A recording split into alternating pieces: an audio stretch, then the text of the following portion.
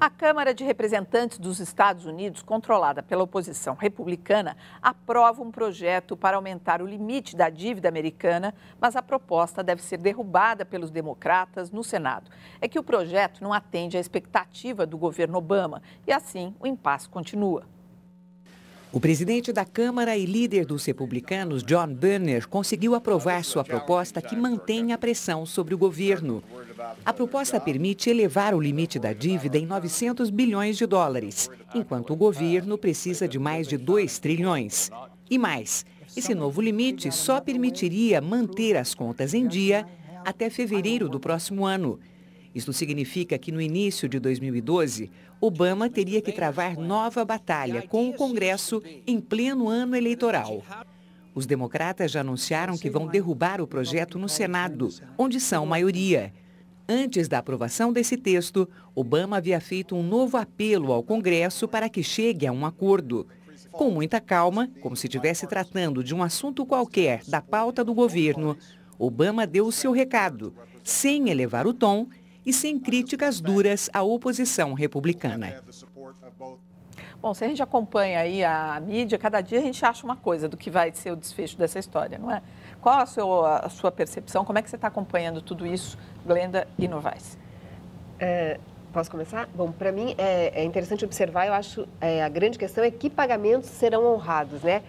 A previsão é que entre os dias 3 e 31 de agosto, quer dizer, durante o mês de agosto, o Tesouro norte-americano arrecade 127 bilhões de dólares. Mas tem que pagar 307 bilhões de dólares em dívidas. Então, a conta não fecha. Eu faço parte de um instituto que pesquisa os Estados Unidos, né, especialistas em Estados Unidos. E a gente tem um observatório político dos Estados Unidos e, de acordo com uma avaliação do observatório, com essa arrecadação, seria possível pagar, por exemplo, os juros da dívida pública, a Previdência Social, os programas Medicare e Medicaid, os fornecedores do Departamento de Defesa, por exemplo, e os benefícios dos desempregados. Mas estariam comprometidos, por exemplo, os soldados na ativa, os salários dos veteranos de guerra, os auxílios aos estudantes. Então, vai ter que ser feita uma escolha, né? Um cálculo e que pagamentos vão ser honrados. Como é que acontecem essas escolhas? Não, eu acho improvável que esse cenário se configure, precisamente porque, pelo que a Glenda acaba de informar, como é que um país que está com guerra em 3 frontes, né? Pelo menos, né? Afeganistão, Iraque e agora estão metidos lá na Líbia, embora não tenha soldados em terra na Líbia, mas estão metidos na Líbia. Como é que eles vão deixar de pagar soldados na ativa e como é que eles vão deixar de pagar veteranos de guerra, que é um tema super sensível na história americana? Quer dizer, há toda uma cultura a respeito dos veteranos de guerra. Esse tipo de informação, quer dizer, que é fundamental, que a Glenda traz, mostra que é muito improvável que a situação chegue nesse plano. O que nós estamos assistindo nos Estados Unidos? Uma luta política cheia de cálculo, entre duas forças. Por quê? Porque os Estados Unidos nunca estiveram numa situação tão polarizada como agora. Né? Porque saíram de um governo ultraconservador que fez 2 coisas que geraram uma situação catastrófica. Diminuiu os impostos, essa cultura de diminuir impostos como se fosse possível viver sem pagar imposto. Diminuíram os impostos e aumentaram barbaramente os custos de guerra. É como se você diminuísse o seu salário e aumentasse barbaramente a sua volúpia de consumo. Então, você diminui os impostos para arrecadar da sociedade e, ao mesmo tempo, você aumenta brutalmente a necessidade de financiar 2 guerras caríssimas, que é o Afeganistão e o Iraque. Então, essa situação levou os republicanos a um cálculo. Eles estão sangrando Obama. Acabaram de aprovar 900 bilhões. Quer dizer, é questão política. Vai até fevereiro. Por quê? Porque eles querem que o Obama, no ano eleitoral, tenha que ficar se explicando como se ele fosse um mau gestor. Então, não tem nada de loucura. O Paul Krugman escreveu artigos e tal, dizendo que é loucura do republicano. Tem loucura nenhuma. É cálculo, suicídio, é cálculo puro. Pode dar errado? Pode, mas não tem nada de loucura nisso. Eles estão calculando uma forma de fazer o quê? Diminuir as vantagens do Obama, porque eles não têm nem candidato. Vamos continuar aqui com o nosso jornal, que a gente tem muito que falar sobre isso. A gente vai desvendando pouco a pouco o que a gente precisa entender dessa crise. Um gigante à beira do calote. Os Estados Unidos correm contra o tempo para subir o limite da dívida e não causar uma crise mundial. Mas para entender quem é esse gigante, o Jornal da Cultura preparou uma reportagem especial que vai mostrar como eles se tornaram essa potência ao longo do tempo e como continuam influenciando a vida de pessoas no mundo inteiro.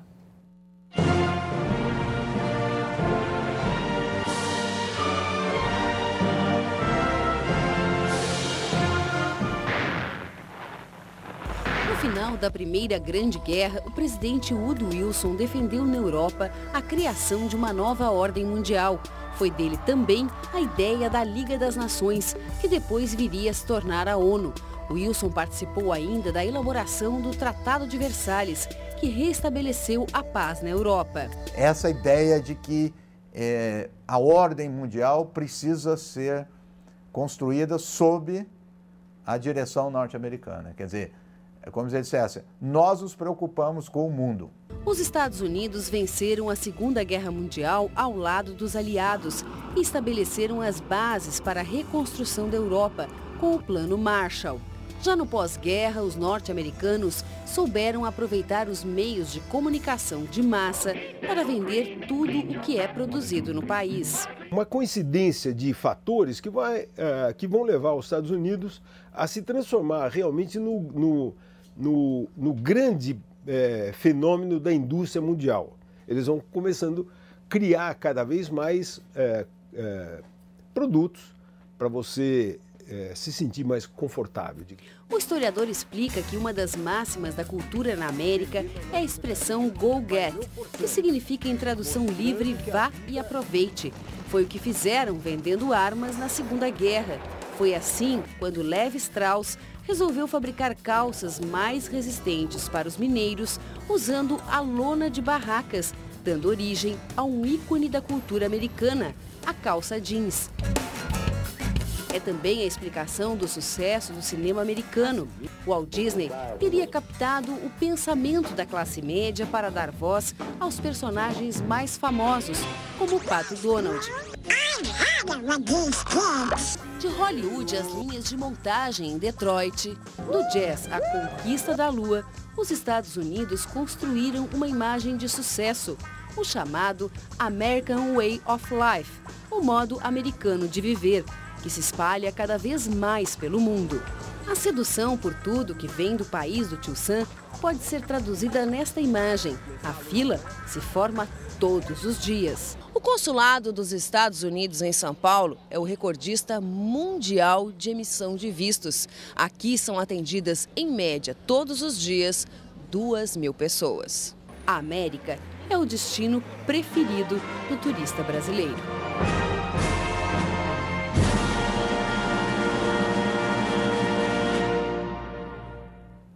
Essa exposição dos Estados Unidos, desde que começou esse acompanhamento pelo dia D, a quebra dos Estados Unidos, o calote, etc., de alguma maneira, pegando agora do ponto de vista da autoestima do americano, isso abalou? Acho que alguma medida sim. E, coincidentemente, esse final de semana estreia aqui no Brasil o filme do Capitão América, que foi criado, o personagem foi criado exatamente no começo da década de 40. Era um nacionalista que lutava contra os nazistas, né? Então aquela coisa, era um garoto franzino que depois ganhava força para combater o inimigo. E, curiosamente, esse personagem, a bilheteria foi um enorme sucesso nos Estados Unidos e ele está voltando. Eu não vi o filme ainda, mas por tudo que eu li... O que você acha que isso indica, Glenda? Mas por tudo que eu li, o caráter do personagem agora não tem esse caráter tão nacionalista. Mas alguém que se chama Capitão América, né, também não dá para abstrair muito... A eleição do Obama já foi uma resposta, teve uma dimensão de resposta cultural e psicológica, digamos assim. Porque o Bush era um alvo muito frágil, na verdade, né? Porque ele levou o americano... O que era o Bush? O Bush foi um sujeito que inventou uma guerra com base numa mentira, que ficou comprovada, né? Uma guerra, então, injusta, né? Ele foi incompetente na condução dessa guerra e incompetente na economia. Então, ele ficou como belicoso, mentiroso e incompetente no final. A eleição do Obama foi uma tentativa de um certo resgate, para usar a sua expressão, da autoimagem dos americanos que estava no chão. Porque, veja bem, nos últimos 15 anos, a imagem americana no mundo sofreu um processo de hostilização como nunca antes tinha acontecido. Então, conviver com isso para os americanos é muito difícil, porque eles queriam ser amados e não só temidos e odiados. Eles queriam ser amados. Isso é a indústria de Hollywood, isso é o Walt Disney, né? E, no entanto, isso foi revertido nas últimas décadas, né? E principalmente no Oriente Médio. principalmente no Oriente Médio, a austeridade ao modo de vida americano, tudo isso. Isso gera problemas de autoestima sérios e a eleição do Obama foi uma eleição não para uma transformação, foi uma eleição buscando um renascimento. E agora ameaçada, né? Mas esse é o ponto, mas é isso que os republicanos estão fazendo. E como o Obama significava um renascimento, eles precisam quebrar ideologicamente essa perspectiva. E para quebrar ideologicamente essa perspectiva, eles têm que bater muito duro no Obama. E eles estão fazendo o serviço que eles acham que tem que fazer. Naturalmente, a economia é à mercê do jogo político-eleitoral. Exatamente. Olha, ainda não aconteceu, mas se os Estados Unidos arrastarem o mundo para uma nova crise financeira internacional, não será a primeira vez. Especulação, falta de controles rígidos no mercado e outros motivos já provocaram enormes estragos na economia mundial. Em 24 de outubro de 1929, a chamada Quinta-feira Negra, a Bolsa de Nova York quebrou, levando à falência milhares de empresas e espalhando uma onda recessiva que contaminou o mundo inteiro. A crise se arrastou por 4 anos, provocando desemprego, fome e desespero entre milhões de pessoas nos Estados Unidos e em dezenas de países, que tinham suas economias dependentes do mercado americano. Inúmeros livros foram escritos para tentar explicar a crise que levou à grande recessão. Uma das causas seria a queda na produção industrial dos Estados Unidos.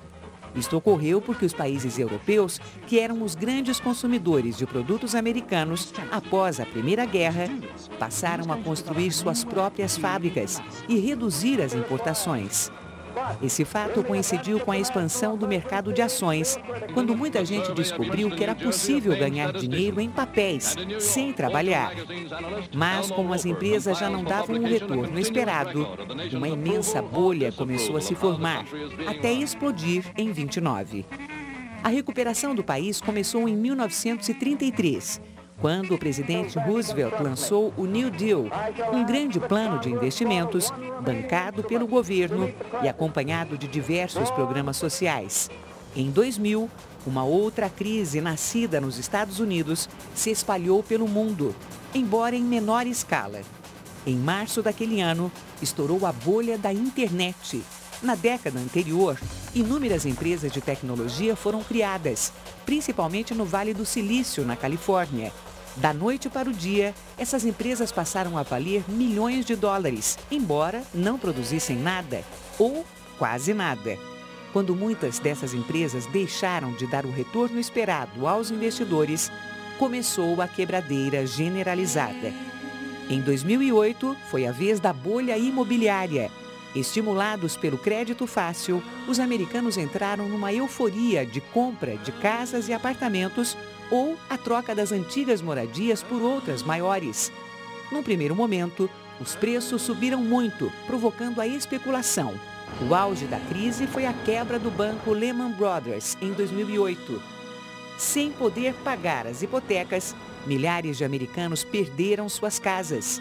A crise contaminou outros setores da economia, provocando o aumento no desemprego e uma onda de recessão, até hoje não superada.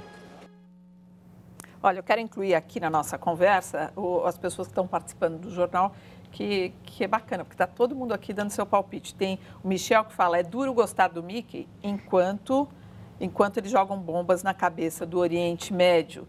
Aí depois tem uma outra, o Márcio Koff, que diz, simples, parem com as guerras no Oriente Médio, de novo, que vem bem assim ao encontro do que você estava dizendo. E os republicanos querem guerra, mas não querem que taxem os ricos, diz o JPR Campos. E assim vai. Eu gostaria de saber se os Estados Unidos ainda são uma hegemonia ou se o poder está em declínio. A China pode alcançá-los? O que eu acho interessante observar das primeiras falas que você chamou a atenção aí, é que os Estados Unidos, na verdade, eles sempre foram um país contraditório. É o mesmo país que, ao final da Segunda Guerra Mundial, contribuiu para a construção de uma nova ordem internacional, com uma economia baseada em instituições multilaterais, inclusive em outras áreas, não só econômicas, na temática das relações internacionais, a criação da ONU e tudo mais. Nessa questão, por exemplo, das guerras e da proteção em respeito aos direitos humanos, também, em alguns momentos, os Estados Unidos são protagonistas, por exemplo, são pró-direitos humanos, fazem com que o mundo avance muito, em outros momentos retrocedem. O tempo todo é essa dinâmica, e desde o final da Segunda Guerra Mundial, isso vem se tornando muito claro. Quer dizer, durante as ditaduras na América Latina, os Estados Unidos tiveram um papel que lembra bastante o que está acontecendo hoje em alguns países lá do Oriente Médio. Então, não dá para pensar os Estados Unidos como uma única direção. Há muita contradição dentro disso. Isso é porque a política, na verdade, de hegemonia preside tudo isso. Eles é que criaram o Saddam Hussein e depois acharam que tinha que derrubar o Saddam Hussein. Né? E agora com a Líbia também, não é? O Gaddafi era... Sim, o Gaddafi foi odiado, depois passou a se tolerar, depois fazer bons negócios com ele e agora, porque precisa dar uma satisfação na opinião pública, aí se mete na guerra da Líbia, entendeu? Porque é uma guerra de baixíssimo custo por enquanto, né? Olha, os títulos da dívida pública americana atraem investidores do mundo inteiro porque sempre foram considerados os mais seguros. Governos, empresas, fundos de pensão e aplicadores individuais compram esses papéis e nada indica, por enquanto, que isso vai mudar. Entre os investidores estrangeiros, a China lidera, mas o Brasil também faz parte desse clube. Dos 14 trilhões e 300 bilhões que os Estados Unidos devem atualmente, a maior fatia, cerca de 9 trilhões, está em poder do próprio Tesouro americano, que retém esses papéis como garantia para o pagamento de aposentadorias de funcionários civis e militares, programas sociais e de saúde. A segunda maior fatia pertence a investidores estrangeiros. A China lidera com cerca de 1 trilhão e 100 bilhões. Depois vem o Japão, com 900 bilhões, a Grã-Bretanha, com 330 bilhões, um grupo de países produtores de petróleo, com 220 bilhões, e o Brasil em quinto lugar, com 206 bilhões. Outros governos estrangeiros que possuem grandes quantidades de títulos americanos são a Suíça, Luxemburgo e um fundo de nações do Caribe. Na sequência, vêm estados americanos que compram títulos do governo federal para garantir seus investimentos. E depois, bancos, companhias de seguro e fundos de pensão privados. Esta não é a primeira vez que a disputa pelo aumento no teto da dívida se arrasta no Congresso americano. Nos últimos 20 anos, isto ocorreu em 1996, 2002, 2003, 2004 e 2006. A diferença é que nas ocasiões anteriores, o impasse foi resolvido com semanas de antecedência e não houve uma ameaça tão grave de calote. Só o governo de George W. Bush aumentou a dívida americana em mais de 5 trilhões de dólares. Parte desse dinheiro foi destinada a financiar as guerras do Iraque e Afeganistão, que já tem um custo superior a 1 trilhão de dólares. Qual o custo, quer dizer, não é o custo, qual o peso das guerras, do investimento nas guerras, nessa situação atual? É muito grande, porque se você pensar que as guerras são 1 trilhão, né? O custo já está em 1 trilhão. Se você pensar que os republicanos acabaram de aprovar 900 bilhões e que o Obama quer 2,3 trilhões, né? Quer dizer, o que o Obama quer é mais ou menos o dobro do que se gastou nas guerras até agora. Né? É o que o Obama está querendo. Né? Então, o peso do gasto nas guerras é grande. Agora, se você somar a isso o fato de que houve uma desoneração de impostos, como eu falava antes, né? Você tem um conjunto de políticas dos republicanos que foi desastroso para a situação americana. Agora, tudo isso está ligado à crise de 2008. É a mesma crise. Nós estamos na crise, nós estamos vivendo a crise, estamos continuando a viver nela. Né? E ela ainda tem surpresas. A situação europeia, por exemplo, que está difícil com a situação da Grécia, da Espanha, da Itália. Se houver uma queda americana, que é improvável que vai ficar do tamanho que se ameaça e tal, mas se houver e arrastar a Europa junto, a coisa pode ficar muito complicada. Olha, tem até um comentário aqui do Sete Belo que ele fala: os Estados Unidos vão levar o mundo a um desastre. Não faça dívidas, de uma maneira geral. Glenda. Eu acho que, além de tudo, né, além dessa grande perda econômica, dos prejuízos monetários, a gente tem que lembrar também que as guerras que os Estados Unidos se envolveram recentemente, elas custaram milhares de vidas e, além de tudo, os Estados Unidos perderam muito, quando a gente estava falando daquele aspecto cultural dos Estados Unidos de protagonista, é o envolvimento dos Estados Unidos com essas violações massivas de direitos humanos, quer dizer, essa decisão do Bush de fazer essa guerra contra o terror baseada numa mentira, como o Novaes bem lembrou, isso faz também com que a comunidade internacional perca o respeito pelos Estados Unidos enquanto país que era considerado modelo nessa questão de promoção e respeito aos direitos individuais, civis, enfim, aos direitos humanos. Olha, desde o começo do século passado, o teto da dívida dos Estados Unidos foi elevado mais de 100 vezes. Se você não sabe como cresceu essa bola de neve da economia americana, o Jornal da Cultura explica. Os Estados Unidos decidiram colocar um limite para o endividamento em 1917, quase no fim da Primeira Guerra Mundial, quando o dinheiro se tornou escasso. Na época, o Congresso aprovou o Liberty Bond ACT, a lei que organizou a venda dos papéis da dívida pública e fixou o teto do endividamento em 11 bilhões e meio de dólares. Com ampla publicidade interna, o governo pedia para a população salvar o país com os seus dólares. A partir daí, qualquer aumento nesse limite precisaria da aprovação do Congresso. Mas isso nunca se mostrou um problema ao longo dos anos. O teto já foi alterado uma centena de vezes. Só a partir de 1960 foram 78 pedidos aprovados pelos congressistas. 10 desses pedidos aconteceram durante a administração de George W. Bush, que antecedeu Obama. A prática fez com que os modestos 11 bilhões e meio de dólares do início do século passado se transformassem nos 14 trilhões e 300 bilhões de hoje. O recurso de emitir esses papéis da dívida pública não é exclusividade americana. Na verdade, é uma maneira encontrada pelos governos de todo o mundo para antecipar receita, ou seja, ao invés de esperar para receber impostos e taxas, os governos emitem títulos para garantir a entrada de dinheiro destinado a pagar as contas. Olha, isso quer dizer o seguinte, os investidores e países que compram esses papéis do Tesouro Americano, na verdade, estão emprestando dinheiro ao governo dos Estados Unidos. Isso sempre foi um bom negócio, porque havia a certeza de que o governo americano sempre foi um bom pagador. E agora isso está colocado em xeque, não é? É, mais ou menos. Eu diria o seguinte, os mais nervosos, os mais inseguros, ficam muito temerosos, né? Os que jogam com mais tempo, que dilatam as suas expectativas e tal, não vão entrar em pânico agora, não. Também tem informação e entendem que aí há uma luta política muito severa. Então, dentro disso que você está falando, é importante não, o que deve estar acontecendo é uma guerra também de informação. Quem passa a informação, claro. de que jeito as pessoas porque parece que o mundo isso. vai acabar, não é? Parece que o mundo vai acabar, parece que os Estados Unidos vão quebrar, não é? Já tem até perguntas aí se a China vai poder alcançar os Estados Unidos. Exatamente. Bom, tem uma outra aqui que fala assim, gostaria de saber, não sei se a gente consegue responder, de saber se esses 200 bilhões que temos emprestados aos Estados Unidos, quanto representa das reservas brasileiras? Mas aí não tem, essa relação não existe, né, com reserva, não,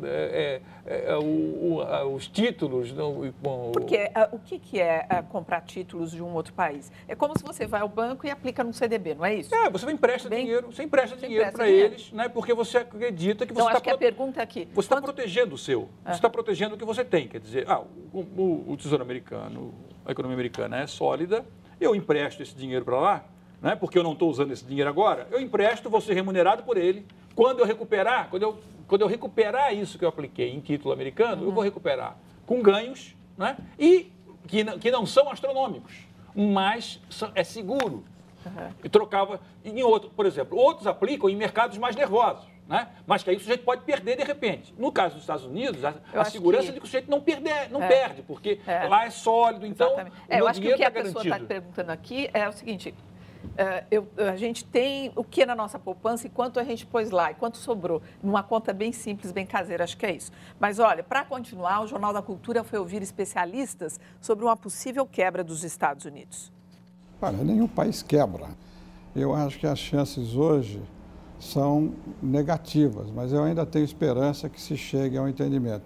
Se não se chegar a um entendimento, o que vai acontecer é que o Tesouro Americano vai ter que escolher quem não vai receber. Vai se puxar a corda até onde for possível, mas algum acordo provavelmente será alcançado.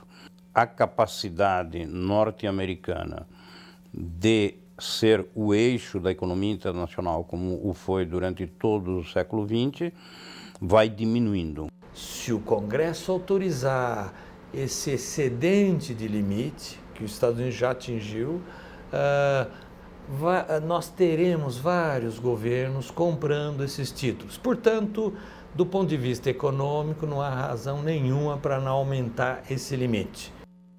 Glenda, tem aqui uma pergunta do Enio Torres. Os Estados Unidos são grandes publicitários ao vender a imagem de um país justo e igualitário? Por que eles não, Eles não, então, nas guerras africanas? Não entendi, mas é essa a pergunta. Voltando, eles são grandes publicitários ao vender a imagem de um país justo e igualitário? Então, remete um pouco àquilo que eu estava falando um pouco atrás, um pouco antes. Os Estados Unidos são, em alguma medida, uma contradição. Naturalmente, tiveram um papel muito importante ao longo da história, sobretudo a partir da metade do século passado para cá, ao final da Segunda Guerra Mundial, na promoção em respeito aos direitos humanos, na promoção desses valores, igualdade, democracia, direitos civis, né, direitos individuais. Por outro lado, também já tiveram um papel bastante forte e grande no desrespeito a esses direitos. Então, não dá para pensar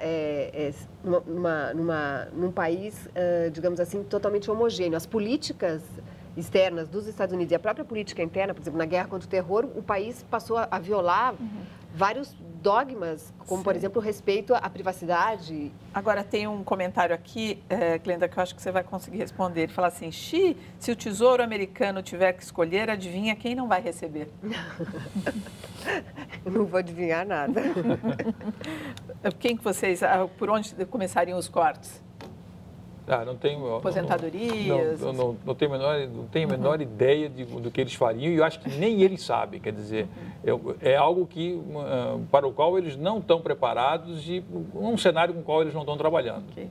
E nesse fim de semana, a gente comemora 138 anos de nascimento do norte-americano Henry Ford, um dos homens mais ricos e conhecidos do mundo, está no arquivo especial de hoje. Henry Ford foi um grande empreendedor. Criou o seu primeiro motor de 2 cilindros em 1893. Em 1901, fundou a Ford Motor Company. Em 1915, criou o Ford T, chamado no Brasil de Ford Bigode, e revolucionou os transportes e a indústria dos Estados Unidos ao aplicar a montagem em série, produzindo automóveis em massa, a baixo custo e com menos tempo. Com a nova linha de montagem, um carro passou a ser construído a cada 98 minutos. Henry Ford morreu aos 99 anos como o único dono da Ford Company. Deixou a maior parte de sua fortuna para a Fundação Ford, mas garantiu que sua família pudesse manter o controle de seus negócios no futuro. Olha, para encerrar bem rapidinho esse bloco sobre os Estados Unidos, esse especial, Glenda, como é que está o espírito do americano? Você imagina que está, você tem tido contato lá, nesse momento onde tem um povo que não está acostumado a lidar com crise, como a gente aqui tem o maior treino. A gente tem musculatura, vamos dizer assim. Sem dúvida nenhuma, os americanos vivem um momento de fragilidade, eles estão tendo muita dificuldade em lidar com esse novo cenário, um cenário que eles não estavam acostumados, é um país que sempre consumiu muito, né? E isso tem afetado, inclusive, as relações afetivas, as relações pessoais. Eles se sentem, assim, do que eu tenho acompanhado, eles se sentem como se estivessem numa caixa fechada, um pouco sem saída, sem saber para onde ir, como agir, muita coisa fechada, muitos estabelecimentos que eles frequentavam, assim, então... Bom, a seguir, terrorista norueguês tinha planos de fazer outros ataques. E mais, fazendeira acusada de promover safaris no Pantanal é presa e libertada sob fiança.